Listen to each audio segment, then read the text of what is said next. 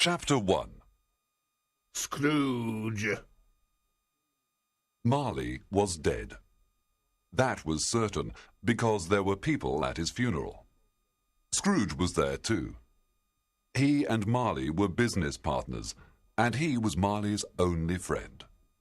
But Scrooge looked very happy at the funeral, because on that day he made some money. Scrooge was a clever businessman. Yes, old Marley was certainly dead. But years later, his name was still there above the office door. Scrooge and Marley. That was the company's name. Sometimes people called Scrooge Scrooge, and sometimes Marley. He always answered. It was all the same to him. Oh, but he was a mean man, Scrooge.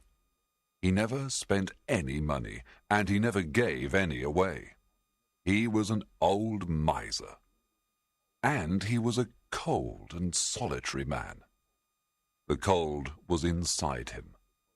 You could see it in his red eyes, and on his blue nose and thin white lips. You could hear it in his hard voice, and it made his office cold, especially at Christmas. Nobody ever stopped him in the street to say, "My dear Scrooge, how are you? When will you come and see me?" Children never spoke to him, and even dogs ran away from him. But Scrooge didn't care. He liked it. That was what he wanted. One Christmas Eve, Scrooge was sitting in his office. It was only 3 o'clock in the afternoon, but it was already dark. The weather was very cold, and there was a lot of fog. It came into the office through the windows and doors. Bob Cratchit, Scrooge's clerk, was copying letters in a dark little room, and the old man watched him carefully. Bob had a very, very small fire in his room.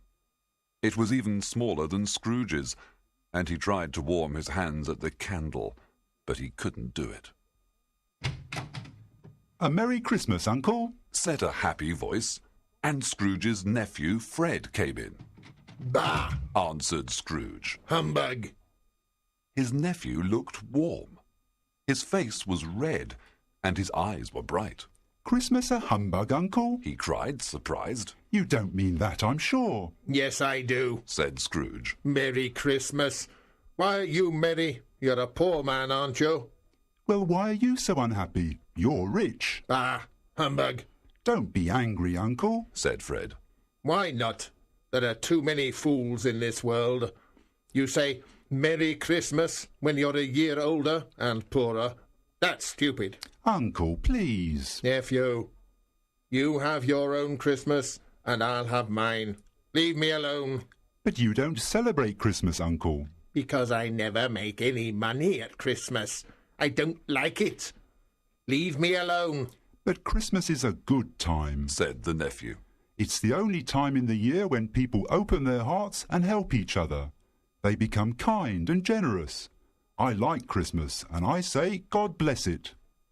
The clerk in his little room clapped his hands happily and said, "Yes, that's right." "Another word from you and you'll lose your job," Scrooge said to him. "Don't be angry, Uncle. Come and eat with us tomorrow," said his nephew. "No, go away. I'm busy." "But why won't you come?" "Why did you get married?" Scrooge asked. "Because I fell in love." "Because you fell in love? Bah! That's more stupid than a Merry Christmas. Good afternoon." "But why don't you ever come to see me, Uncle?" "Good afternoon," said Scrooge. "Can't we be friends?" "Good afternoon," said Scrooge. "Well, I'm very sorry about this, but I wish you a Merry Christmas with all my heart, Uncle." "Good afternoon," said Scrooge. "And a Happy New Year." "Good afternoon," said Scrooge.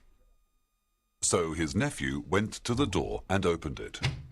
But before he left, he said, "Merry Christmas," to the clerk, who answered with a warm, "Happy Christmas." "Are you stupid too?" Scrooge said. At that moment, 2 fat gentlemen came in. "Excuse me, is this Scrooge and Marley's?" said one of them. "May I ask if you are Mr. Scrooge or Mr. Marley?" Mr. Marley is dead. He died on Christmas Eve 7 years ago.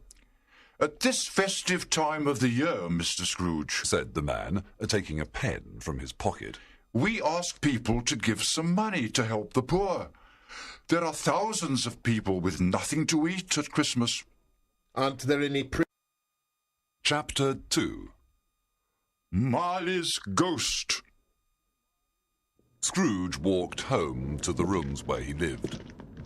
Years ago, his partner Marley lived there.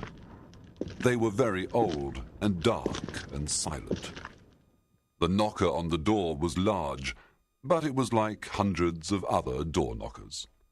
Scrooge never looked at it. And he wasn't thinking about Marley when he put his key in the door.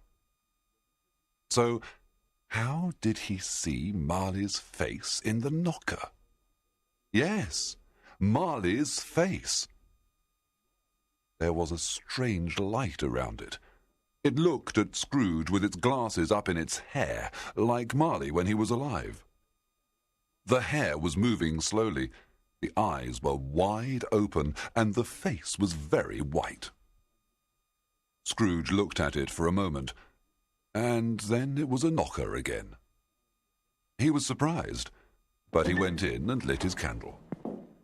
Then he looked at the knocker again. "Pooh, pooh," he said, and closed the door. The sound echoed around the house, but Scrooge wasn't frightened of echoes, and he went slowly up the dark stairs. He liked darkness. It was cheap. He looked around his room. Nobody under the table, nobody under the sofa, nobody under the bed, nobody in the cupboards. He locked the door and put on his dressing gown, slippers, and nightcap. Then he sat in front of an old fireplace with a very small fire in it. For a moment, he thought he saw Marley's face in the fire. "Humbug," he said. Then he looked at the old bell above him on the wall. He was very surprised